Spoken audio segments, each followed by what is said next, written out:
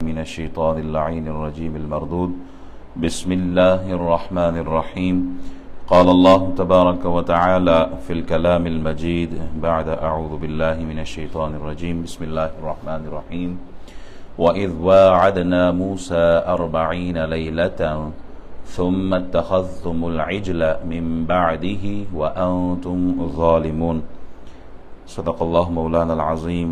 صدق رسوله النبي الأمين الكريم. ونحن على ذلك لمن الشاهدين والشاکرین والحمد للہ رب العالمین. احباب، اللہ کا لاکھ لاکھ شکر ادا کرتے ہیں، توفیق عبادت بخشی ہے اور نماز با جماعت پڑھی ہے، اور پھر قرآن سننے کے لیے اللہ نے ہمیں بیٹھنے کی توفیق دی ہے. اللہ ہمیں اچھے عمل پر استقامت عطا فرمائے. اللہ قرآن مجید فرقان حمید سورہ بقرہ آیت نمبر 51 میں ارشاد فرماتا ہے، اور یاد کرو جب ہم نے موسیٰ علیہ السلام سے 40 راتوں کا وعدہ کیا، پھر اس کے بعد تم نے بچڑے کو معبود بنا لیا اور تم ظالم تھے. ثم عفونا عنکم من بعد ذلك لعلکم تشکرون، آیت نمبر 52. پھر اس ظلم کے بعد بھی ہم نے تم کو معاف کر دیا، لعلکم تشکرون، تاکہ تم شکر ادا کرو. وَإِذْ آتَيْنَا مُوسَى الْكِتَابَ وَالْفُرْقَانَ لَعَلَّكُمْ تَهْتَدُونَ، اور یاد کرو جب ہم نے موسیٰ علیہ السلام کو کتاب اور حق اور باطل میں فرق کرنے والی قوت عطا کی تاکہ تم ہدایت پاؤ. امام رازی فرماتے ہیں کہ موسیٰ یہ جو نام ہے نا، یہ عبرانی زبان کا ہے. مو کا مطلب ہے پانی اور سا کا مطلب ہے درخت. چونکہ جناب موسیٰ علیہ السلام کی والدہ نے صندوق بنا کر موسیٰ علیہ السلام کو اس صندوق میں رکھا اور پھر دریا کے سپرد کر دیا. وہ صندوق آیا فرعون کے محل کے قریب جو درختوں کا جھنڈ تھا اس پانی میں وہاں رکا، اور وہیں سے پھر آپ کو فرعون کی جو بیوی تھی حضرت آسیہ انہوں نے اٹھایا. بہرحال اب چونکہ فرعونی ڈوب چکے تھے پچھلی آیاتوں سے، اگر آپ کو یاد ہو پچھلی آیات جہاں فرعون اور فرعونی غرق ہو گئے تھے پانی میں، اور جناب موسیٰ علیہ السلام اپنی قوم کو لے کے نکل گئے تھے. اب وہ قوم بنی اسرائیل یہ فلسطین کی طرف چلے اور آزادی مل چکی تھی. اب کسی کے ماتحت یا کسی کی ان پر حکومت تو نہیں تھی، آزاد قوم ہو گئی تھی. تو اب آزاد قوم کو زندگی گزارنے کے لیے نظام حیات بھی چاہیے، دستور بھی چاہیے، آئین بھی چاہیے، شریعت چاہیے کہ اپنی زندگی کیسے گزاریں، کس طرح ہم اللہ کو راضی کریں. اس کے لیے کوئی کتاب ہو ہمارے پاس. تو بہرحال کتاب لینے کے لیے موسیٰ علیہ السلام کو یہ فرمایا گیا کہ آپ اپنی جگہ پر اپنے بھائی، بڑے بھائی ہیں ہارون، ان کو چھوڑیں وہاں پر، اور خود جو ہے وہ کوہ طور پر آ جائیں جہاں آپ کو نبوت ملی تھی، جہاں سے آپ آگ لینے گئے تھے اور وہاں درخت سے کلام سنا، نبوت ملی. اسی جگہ پر آپ تشریف لے آئیں اور 1 مہینہ عبادت کرے تاکہ آپ کو کتاب دی جائے. آپ وہاں گئے اور 1 مہینے کی عبادت کی. یہ ماہ ذوالقعدہ تھا، اور مسلسل روزے رکھے جس سے منہ میں مہک سی، خوشبو سی آنا شروع ہو جاتی ہے. آپ دیکھتے ہیں نا رمضان کا مہینہ جب ہم روزہ رکھتے ہیں تو خاص منہ سے خوشبو آتی ہے. جناب موسیٰ علیہ السلام مسلسل 1 مہینہ روزہ رکھے اور آپ کو مہک محسوس ہوئی تو آپ نے کوئی لکڑی اٹھائی اور مسواک کی ہے. تو اللہ کو تو چونکہ وہ خوشبو جو ہے وہ تو کستوری سے بھی زیادہ محبوب ہے. اللہ تعالیٰ نے فرمایا کہ مزید 10 دن آپ وہاں گزاریں، عبادت کریں. اور 10 دن جو تھے وہ ذوالحجہ کے پہلے عشرے کے دن تھے، پہلا عشرہ تھا. امام ابن جریر طبری فرماتے ہیں کہ ان 40 دنوں میں اللہ کی قدرت دیکھیں کہ انہیں نیند نہیں آئی. موسیٰ علیہ السلام سوئے نہیں اور وضو بھی نہیں ٹوٹا، حاجت بھی کوئی نہیں آئی. یہ اللہ کی قدرت تھی. تب اللہ تعالیٰ نے آپ کو تورات عطا کی جو کہ آپ پر تختیوں پر تحریر کی صورت میں ملی ہے. تختیاں، اس پہ تحریر، اس صورت میں آپ کو تورات ملی ہے، اور اس میں مکمل شریعت تھی، مکمل نظام حیات تھا. آپ اپنی قوم کو 30 دنوں کا کہہ کر گئے تھے کہ میں 30 دن وہاں گزاروں گا پھر آؤں گا. 30 دنوں کے بعد جب آپ نہیں آئے تو اس قوم میں ایک منافق تھا سامری. اس نے دیکھا کہ موسیٰ علیہ السلام تو پلٹ کے نہیں آئے, قوم کو گمراہ کر دیتے. 30 دن کا کہہ کر گئے تھے, اب 30 دن سے زیادہ ہو گئے, آئے نہیں ہے. تو اس منافق نے کیا کہ جب جبریل علیہ السلام گھوڑی پر آئے تھے نا, اور جبریل علیہ السلام کی گھوڑی کا قدم جہاں لگتا تھا, جس جگہ گھوڑی کے قدم لگے وہاں سبزہ اگاتا تھا. بنجر زمین ہو, آپ گھوڑی کے قدم لگے اور وہاں سے سبزہ اگایا. وہ بڑا سمجھدار, وہ گیا اور اٹھایا, وہ مٹی وہاں سے اٹھائی. مٹی اٹھا کر اس نے کیا کہ موسیٰ علیہ السلام کی غیر موجودگی میں بچڑا بنایا. بچڑا بنا کے وہ مٹی اس کے منہ میں ڈال دی. اب مٹی اس کے منہ میں گئی, بچڑے سے آوازیں آنا شروع ہو گئی. جس طرح بچڑا آواز نکالتا ہے نا, اس طرح حقیقی بچڑے کی آواز آنا شروع ہو گئی. کیونکہ بنی اسرائیل جو تھے کئی صدیوں سے فرعون کے ماتحت تھے, وہ لوگ بھی گائے کی پوجا کرتے تھے. تو وہ چیزیں ان کی نظروں میں تھی. ادھر سے سامری نے بھی کہا ہذا الہکم و الہ موسیٰ فنسی, سورۃ طٰہٰ میں یہ پورا واقعہ موجود ہے. یہ بچڑا تمہارا اور موسیٰ کا خدا ہے. موسیٰ بھول گیا ہے, طور پہ کیا لینے گیا ہے, خدا تو یہاں ہے. اب یہ سامری نے جب یہ الفاظ کہے نا, تو بنی اسرائیل نے بچڑے کے آگے سجدہ شروع کر دیا. موسیٰ علیہ السلام تشریف لائے اور دیکھا کہ قوم کا اکثر حصہ وہ بچڑے کے آگے سجدہ کر رہا ہے. اکثر, سارا نہیں, لیکن میجورٹی جو تھے وہ سجدے میں تھے. تو موسیٰ علیہ السلام بہت غصہ آیا آپ کے ہاتھوں سے. وہ تفسیر میں لکھا گیا کہ وہ تختیاں جو آئی تھی وہ بھی گر گئی تھی غصے کی وجہ سے, کہ اللہ اتنا مہربان ہے, فرعون جیسے ظالم سے نجات دے دی ہے. اس قوم پر اللہ نے کتنا بڑا احسان کیا, دریا میں 12 راستے بنا کے دے دیے ہیں. اس قوم پر اللہ کا اتنا بڑا احسان, پانی نہ ملے تو پتھروں سے اللہ پانی جاری فرما دے ان کے لیے. کیا کچھ نہیں کیا, تو بجائے اس کے آگے سجدہ کرنے کے یہ پھر بچڑے کے آگے گر گئے. تو موسیٰ علیہ السلام اپنے بھائی سے جھگڑنے لگے, ہارون سے, کہ آپ نے ان کو زبردستی کیوں نہیں روکا. تو ہارون علیہ السلام نے کہا کہ یہ تو سنتے ہی نہیں ہیں, انہوں نے نہیں سنا, میں نے بہت روکا. سامری کی طرف آپ نے توجہ کی اور آپ نے فرمایا ان تقول لا مساس, کہ تیری سزا یہ کہ تو ہمیشہ یہ کہے گا مجھے کوئی نہ چھوئے. یہ سامری کی سزا, اس کو اتنا شدید بخار کہ جو اس کو ہاتھ لگاتا اس کو بھی بخار ہو جاتا تھا, تو وہ دور بھاگتا تھا لوگوں سے. پھر وہ بچڑے کو آگ میں جلوایا اور اسے سمندر میں بہا دیا. تورات اللہ نے, تورات کے معنی کیا ہے؟ تورات کے معنی ہے قانون. جیسے قرآن کا مطلب کیا ہے؟ بار بار پڑھی جانے والی کتاب ہے. انجیل کے معنی کیا ہے؟ بشارت. اور زبور کے معنی کیا ہے؟ صحیفہ. تو اللہ تعالیٰ نے اس قوم پر احسان کیا کہ انہیں تورات عطا کی ہے. اس آیت میں اسی کا ذکر ہوا ہے. چلہ کش ہونا سنت انبیاء ہے. 40 دن کے لیے آپ موسیٰ علیہ السلام خاص ساری دنیا سے کٹ کر فقط اللہ کے حضور پیش ہوئے. تو یہ جو صوفیاء ہیں, اولیاء ہیں, جب آپ ان کے پاس جاتے ہیں تو آپ کو خاص دنوں کے لیے بالکل سب سے کٹ کے کہتے ہیں یہ وظیفہ پڑھیں آپ, تاکہ آپ کی توجہ اللہ کی ذات کی طرف ہو. جیسے مسجد میں اعتکاف کا کنسپٹ ہے. مسجد میں اعتکاف کا مطلب کیا؟ ساری دنیا سے گھر, کاروبار, بزنس سب کچھ چھوڑ چھاڑ کے آپ فقط اللہ کے لیے اللہ کے گھر میں بیٹھ کر اس کی عبادت کریں. اس سے ہوتا کیا ہے؟ آپ کی توجہ اللہ کی ذات کی طرف ہوتی ہے, آپ کی توجہ آخرت کی کامیابی کی طرف ہوتی ہے, آپ کی توجہ قبر اور حشر کی منزلوں پر ہوتی ہے. آدمی ساری دنیا سے کر کر پھر اللہ کی طرف لو لگاتا ہے.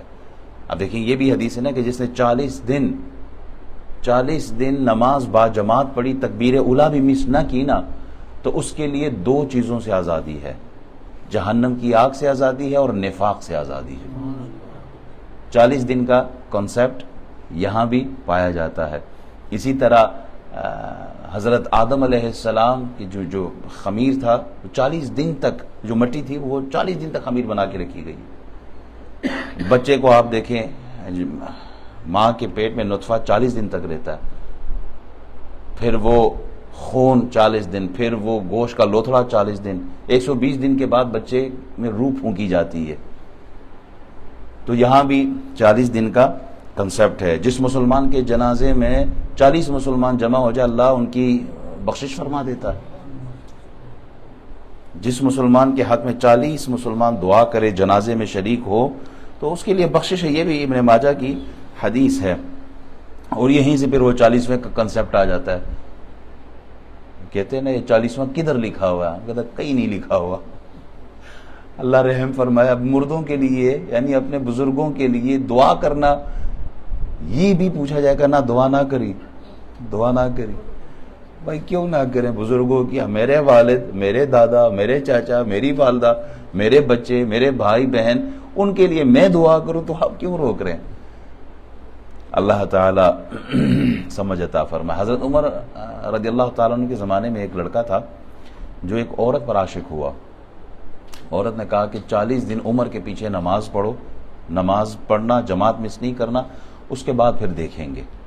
اچھا، وہ لڑکے نے کہا کہ یہ تو کوئی بات نہیں ہے، بڑا آسان سا کام ہے، شروع کر لیتے۔ کچھ ہی دن اس نے حضرت عمر رضی اللہ تعالیٰ عنہ جیسی ہستی کے پیچھے نماز پڑھنا شروع کی نا، دل جو تھا وہ دنیا سے ہٹ کے اللہ کی طرف ہو گیا۔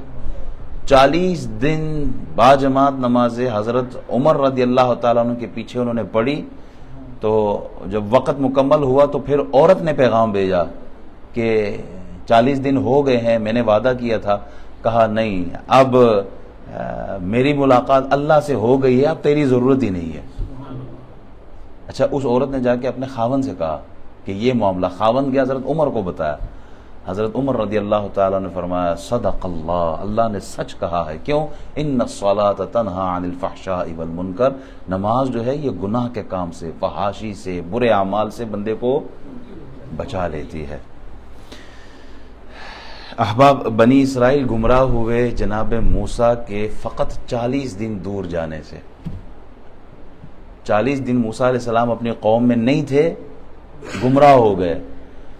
ہمیں حضور علیہ السلام سے 14 صدیاں گزر گئی ہیں، امت آج بھی مصطفیٰ جان رحمت پہ لاکھوں سلام پڑھتے ہیں۔ 14 صدیاں گزر گئی ہیں، امت نے سجدے نہیں چھوڑے ہیں، امت نے شرک نہیں کیا۔ یہ تو کچھ بدبختوں کو کوئی ہیضہ ہو گیا ہے شرک کا، کہ جب آپ میلاد النبی کی محفل قائم کریں تو بھی شرک کا فتویٰ ہے، 11ویں شریف کی پھر بھی شرک کا فتویٰ، ذکر کی محفل کریں تو بھی شرک کا فتویٰ۔ حضور فرماتے ہیں مجھے تمہارے بعد یہ شرک کا خوف نہیں، یہاں دنیا کا خوف ہے۔ حضور گارنٹی دے کے جا رہے ہیں کہ شرک کا خوف، جس نے کلمہ پڑھ لیا لا الہ الا اللہ، کیا وہ محمد الرسول اللہ، کیا وہ کسی بت کے آگے سجدہ کرے گا؟ کسی پتھر کے آگے ماتھا ٹیکے گا؟ کسی کو خدا سمجھے گا؟ کسی کو الہ مانے گا؟ نہیں مان سکتا، تصور ہی نہیں ہے۔ میلاد النبی صلی اللہ علیہ وسلم منانے والا اصل میں یہ اعلان کرتا ہے کہ میں محمد الرسول اللہ کی برتھ ڈے مانتا ہوں کہ آپ کی ولادت ہوئی ہے۔ جس کی ولادت ہو وہ خدا نہیں ہو سکتا۔ شرک کیسے ہو گیا یہاں پر؟ خدا پیدا ہونے سے پاک ہے، لم یلد ولم یولد ہے، اس کی کوئی اولاد نہیں ہے، اس کے ماں باپ کوئی نہیں ہے۔ یہی تو ہمارا عقیدہ ہے۔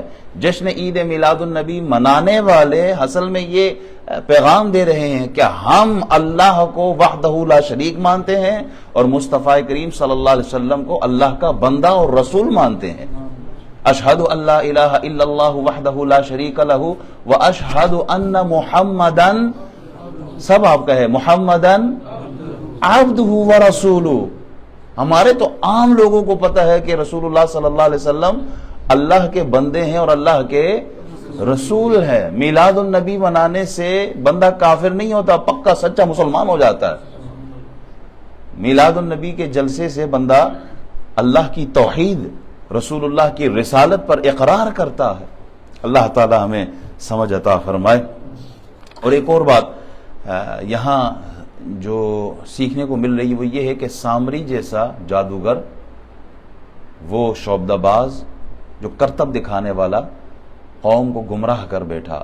اسی طرح اگر آج کے دور کے جو سامری ہیں، جو کرتب دکھانے والے ہیں، اللہ والے نہیں ہیں، وہ کرتب والے ہیں، جو اس طرح کے عمل کرے اور شریعت سے دور ہو، قرآن کے باغی ہو، اللہ کے فرمان کے باغی ہو، نبی پاک کی سنت کے باغی ہو، وہ سامری تو ہو سکتے ہیں، ولی نہیں ہو سکتے. چاہے وہ پانی پہ چل کر دکھائے، ہوا میں اڑ کے دکھائے، شریعت پر عمل نہیں کر رہا تو وہ ولی نہیں ہو سکتا. اور اگر وہ شریعت کا عامل ہو اور سنتوں کا پابند ہو، پھر اسے واقعی ہم پیر سمجھتے ہیں، اسے اللہ والا سمجھتے ہیں. جبریل امین کی گھوڑی کے قدموں کی مٹی میں یہ کمال ہے کہ اگر بچڑے کے منہ میں ڈالی جائے تو وہ زندہ ہو سکتے ہیں. تو پھر نبی علیہ السلام کے متعلق ہمارا عقیدہ کیا ہونا چاہیے؟ اگر گھوڑی میں جبریل علیہ السلام کی گھوڑی میں اللہ نے یہ کمال رکھا ہے جہاں قدم رکھے وہ جگہ زندہ ہو جائے، تو واٹ اباؤٹ رسول اللہ صلی اللہ علیہ وسلم؟ ہمارا ان کے متعلق کیا عقیدہ؟ شیخ عبدالحق محدث دہلوی رحمۃ اللہ علیہ فرماتے ہیں، مدارج النبوت میں یہ موجود ہے، فرماتے ہیں رسول اللہ صلی اللہ علیہ وسلم نے ایک شخص کو اسلام کی دعوت دی. اس نے آگے سے کنڈیشن رکھ دی کہ میں ایک شرط پر اسلام میں داخل ہوں گا، میں مسلمان ہو جاؤں گا، میری بچی فوت ہو چکی ہے، آپ اسے زندہ کر کے دکھائیں. وہ بھی جانتے تھے نبیوں کو اللہ نے اختیار دیا ہے، نبیوں کو اللہ نے اتنا اختیار دیا ہے کہ وہ زندہ کرنا چاہیں تو قرآن خود کہتا ہے، حضرت عیسیٰ علیہ السلام نے مردوں کو زندہ کیا ہے. وَأُحْيِي الْمَوْتَى بِإِذْنِ اللَّهِ، اللہ کے حکم سے نبیوں نے مردوں کو زندہ کیا ہے.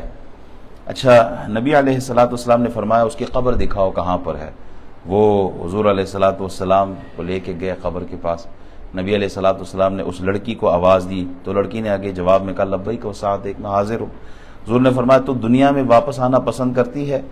لڑکی قبر سے رسول اللہ کو جواب دے رہی ہے، کیا نہیں یا رسول اللہ، میں نے آخرت کو دنیا سے بہتر پایا ہے، میں نے آخرت کو دنیا سے بہتر پایا. دنیا کو اچھی جگہ نہیں، رہنے کی جگہ ہے تو وہ ہے. تو پھر رسول اللہ صلی اللہ علیہ وسلم ارشاد فرماتے ہیں اگر تو چاہے تو تجھے ماں باپ کی طرف لوٹا دوں، واپس تجھے ماں باپ کے پاس بھیج دوں. تو بچی نے آگے سے جواب دیا، یا رسول اللہ میں اپنے رب کو ماں باپ سے زیادہ مہربان دیکھ رہی ہوں. ماں باپ کی محبت ایک طرف ہے، بڑے مہربان ہے، لیکن اللہ رحمان ہے، رحیم ہے، ستار ہے، غفار ہے، وہ غفور ذات ہے، وہ ماں باپ سے بھی زیادہ مہربان ہے. اسی طرح ایک اور روایت، یہ بھی مدارج النبوت کی ہے، حضرت جابر رضی اللہ تعالیٰ عنہ کے ہاں دعوت کا اہتمام تھا. انہوں نے جب جانور کو ذبح کیا تو بڑے بیٹے نے چھوٹے بیٹے کو، یعنی بڑے بھائی نے چھوٹے بھائی کو وہ بالکل اسی طرح ذبح کرنا شروع کر دیا، چھوٹے کو ذبح کر دیا. ماں نے یہ حالت دیکھی تو وہ جو بڑا بچہ تھا وہ اونچی جگہ سے نیچے گرا، وہ بھی فوت ہو گیا. دونوں بھائی فوت ہوئے ہیں. اور جب رسول اللہ صلی اللہ علیہ وسلم کو علم ہوا تو آپ نے اللہ کے حکم سے دونوں کو زندہ فرمایا. تو یہ نبی علیہ السلام کے معجزات میں سے ہے. آیت نمبر 54 میں وَإِذْ قَالَ مُوسَىٰ لِقَوْمِهِ يَا قَوْمِ إِنَّكُمْ ظَلَمْتُمْ أَنفُسَكُمْ بِاتِّخَاذِكُمُ الْعِجْلَ فَتُوبُوا إِلَىٰ بَارِئِكُمْ فَاقْتُلُوا أَنفُسَكُمْ ذَٰلِكُمْ خَيْرٌ لَكُمْ عِندَ بَارِئِكُمْ فَتَابَ عَلَيْكُمْ إِنَّهُ هُوَ التَّوَّابُ الرَّحِيمُ. اور یاد کرو جب موسیٰ علیہ السلام نے اپنی قوم سے کہا، اے میری قوم، بے شک تم نے بچڑے کو معبود بنا کر اپنے جانوں پر ظلم کیا، پس تم اپنے خالق کے حضور توبہ کرو. سو تم اپنوں کو جنہوں نے شرک کیا تھا، جنہوں نے سجدے کیے تھے بچڑے کے آگے، قتل کرو، یہ تمہارے لیے تمہارے خالق کے نزدیک بہتر ہے. پھر اللہ نے تمہاری توبہ قبول فرمائی، بے شک وہی بہت توبہ قبول فرمانے والا، ہمیشہ رحم فرمانے والا ہے. اچھا، شرک بہت بڑا گناہ ہے. اللہ تعالیٰ نے ان کو اس گناہ پر جو سزا دی وہ کیا؟ ان کی توبہ کا طریقہ یہ ہے کہ جنہوں نے شرک کیا ان کو قتل کیا جائے گا. قتل کرنے والے کون ہیں؟ جنہوں نے شرک نہیں کیا. اب جو شرک نہیں کرتا، مثال دے رہا ہوں، ایک باپ ہے، شرک کیا ہے، بیٹا ہے، حکم یہی ہے کہ باپ بیٹے کو قتل کرے گا، بھائی بھائی کو قتل کرے گا. اچھا، انہوں نے آگے سے کوئی ریک نہیں، انہوں نے کہا بالکل ہمیں اللہ کا حکم منظور ہے، ہماری توبہ اسی طرح قبول ہونی ہے. تو جو قتل ہونے والے تھے وہ آرام سے بیٹھے، اور قتل کرنے والوں نے اندھیرا سا چھا گیا اور 70,000 بندے قتل ہو گئے. کتنے؟ 70,000. پھر شام کے وقت اللہ کا حکم آیا، بس جو قتل ہو گئے ہیں وہ شہید ہو گئے، اور جو باقی رہ گئے ہیں اللہ نے ان سب کو معاف کر دیا. موسیٰ علیہ السلام بڑے پریشان ہوئے کہ اتنے لوگ قتل ہو گئے ہیں. اللہ نے پھر ان کی پریشانی دیکھ کر اللہ نے آپ پر وحی بھیجی ہے کہ جو قتل ہوئے ہیں وہ بھی بہترین جگہ پر ہیں، ان کو رزق دیا جا رہا ہے، وہ شہادت کے مرتبے پر ہے، اور جو باقی رہ گئے ان سب کی توبہ قبول ہو گئی ہے۔ قربان نہ جائیے اس امت پر، قربان نہ جائیں رسول اللہ پر، کہ آپ کی ذات کی وجہ سے ہم پہ کتنا بڑا کرم، بڑے سے بڑا گناہ ہو جائے، کہا سچے دل سے رجوع کر لو، اللہ کی طرف آ جاؤ، تمہیں قتل کرنے کی، تمہارا قتل ہونا ہمیں یہ پسند نہیں، کیوں؟ تم قتل ہوگے تو تکلیف رسول اللہ کو ہوگی، ہم محبوب کے مکھڑے کو دیکھتے ہیں، تمہیں نہیں قتل کرنا ہم نے، تم بس سچے دل سے وہ ایک آنسو کا قطرہ بھی بہا دو گے تو اللہ 70 سال کے گناہ معاف فرما دے گا، اور یہ نسبت رسول اللہ کی وجہ سے ہے۔ اس امت پر کتنے احسانات رسول اللہ کے، اور یہ امت اللہ ہماری حفاظت فرمائے ایسے بدعقیدہ لوگوں سے کہ جن کے ذہنوں میں رسول اللہ صلی اللہ علیہ وسلم کا بغض بیٹھ گیا ہے۔ جب حضور کی تعریف ہو تو ماتھے پہ بل پڑے، حضور کی تعریف ہو تو دل گھبرانے لگ جائے، حضور کی تعریف ہو، حضور کو یاد کریں تو پریشانی شروع ہو جائے۔ اللہ ایسے عقیدوں سے محفوظ رکھے۔ احباب، جو بھی چیز اللہ سے دور کرے وہ اس بنی اسرائیل کے بچڑے کی طرح ہے۔ ہم کسی بت کے آگے، گائے کے آگے، بندر کے آگے، کتوں کے آگے ہم سجدے نہیں کرتے، لیکن کئی اللہ کے ایسے احکامات ہیں، حکم ہے اللہ کی طرف سے، ہم وہ بھی پورا نہیں کرتے۔ کتنے لوگ ہیں جو نماز نہیں پڑھتے، جلوس میں تو شریک ہو جائیں گے، میلاد کا جلسہ تو کر لیں گے، نماز جھوٹ بولنا نہیں چھوڑیں گے۔ تو اللہ کا حکم بھی تو ہے نا، اللہ کا حکم ہے نماز پڑھو، نماز نہیں پڑھتے، اللہ کا حکم ہے روزے رکھو، روزے نہیں رکھتے، اللہ کا حکم ہے حج کرو، حج نہیں کرتے، زکوٰۃ دو، زکوٰۃ نہیں۔ تو اللہ کے احکامات کو ماننا یہ بھی ضروری ہے۔ آپ چوری بھی کر رہے ہیں اور نعرہ رسالت بھی لگا رہے ہیں، آپ جھوٹ بھی بول رہے ہیں، آپ جلسے میں شرکت بھی کر رہے ہیں۔ تو میلاد النبی کے جلسے کا ایک مقصد یہ بھی ہے کہ بندوں کے اخلاق درست کریں، اعمال درست کریں۔ رسول اللہ صلی اللہ علیہ وسلم راستے سے گزر رہے تھے نا، کتنا ٹائم ہے ہو گیا،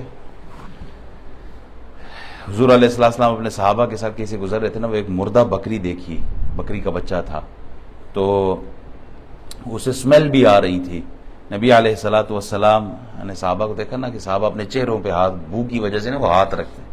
حضور علیہ السلام نے ارشاد فرمایا کون ہے جو اسے 1 درہم میں خریدے؟ صحابہ نے اس کے یا رسول اللہ تو مفت بھی کوئی نہ لے، 1 درہم مفت بھی بندہ نہ لے، کچرا پڑا ہو کوئی لے گا؟ کچرا کوئی اپنے گھر لے کے جاتا ہے؟ بن پہ باہر پڑے ہوں آپ اٹھا کے اپنے گھر لے جائیں گے؟ یہ تو مثال دے رہا ہوں، نہیں لے کے جائیں گے۔ کوئی آپ کو کہے کہ جناب 2 پاؤنڈ بھی دے دو، کچرا بھی، آپ کو کہ میں کچرا نہیں لے جاؤں گا، تم 2 پاؤنڈ کی بات کر رہے ہو۔ صحابہ نے کہا یا رسول اللہ اسے تو کوئی مفت بھی نہ لے۔ تو نبی علیہ السلام نے ارشاد فرمایا دنیا اللہ کے ہاں اس سے بھی ذلیل تر ہے جس قدر یہ مردار تمہارے ہاں ذلیل ہے۔ اللہ تعالی ہمیں رسول اللہ سے محبت کرنے کی توفیق عطا فرمائے۔ اللہم صلی علی سیدنا